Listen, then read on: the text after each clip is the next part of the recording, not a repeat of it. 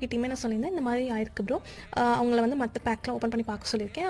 எத்தனை பேக் அந்த மாதிரி இருக்கோ நான் அதுக்கான அமௌண்ட் ரீஃபண்ட் பண்ணிடுறேன்னு சொன்னாங்க. பட் என்னன்னா இவங்க வந்துட்டு வேணான்னு சொல்லிட்டாங்க. அதாவது அவங்க சிஸ்டர் வந்துட்டு எனக்கு ரீஃபண்ட்லாம் பண்ண வேண்டாம், அவங்களுக்கு இட்ஸ் ஓகே பரவாயில்ல அப்படிங்கிற மாதிரி சொன்னாங்க. நான் வந்து எனக்கு மனசு கேட்கல. ஸோ உங்கள் பிரதர் கிட்டே நான் சொல்லிட்டேன்னா அவரும் வந்துட்டு எனக்கு ரெஸ்பான்ஸ் பண்ண வந்து ரொம்ப சர்ப்ரைசிங்காக இருந்துச்சு. அவங்களும் வந்துட்டு ஓகே ஒன்றும் பிரச்சனை இல்லை, தேங்க்யூ, இட்ஸ் ஓகே அதனால சொன்னப்போ எனக்கு ரொம்ப சர்ப்ரைசிங்காக இருந்துச்சு. இவ்வளோ பெரிய மிஸ்டேக் நடந்திருக்கு, ஒரு பேக்கோ 2 பேக்கோ, பட் அது சாப்பிட்ருந்தா அவங்களுக்கு செட் ஆகாமல் இருந்தால் என்ன இருக்கும். ஸோ அதெல்லாம் அவங்க மைண்ட் பண்ணாமல் இட்ஸ் ஓகேன்னு சொன்னது ரொம்ப சந்தோஷமாக இருக்குது. எனிவே என்னோடய சைட்லேயும் மிஸ்டேக் இருக்குதுன்னு நான் நினைக்கிறேன். அண்ட் இது வந்து நான் தான் ஃபுல் ரெஸ்பான்சிபிலிட்டி. என்னமோ நம்ம கையிலேருந்து போனால் போதும், நமக்கு காசு வந்தால் போதுங்கிற மாதிரிலாம் நினைக்க மாட்டேன்.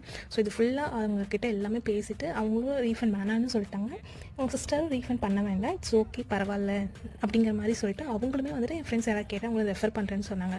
இதை நான் வந்துட்டு எப்படி எடுத்துக்கிறேன்னு தெரியல, பட் இதை நான் ஒரு குட் லெசனாக எடுத்துக்கிறேன்.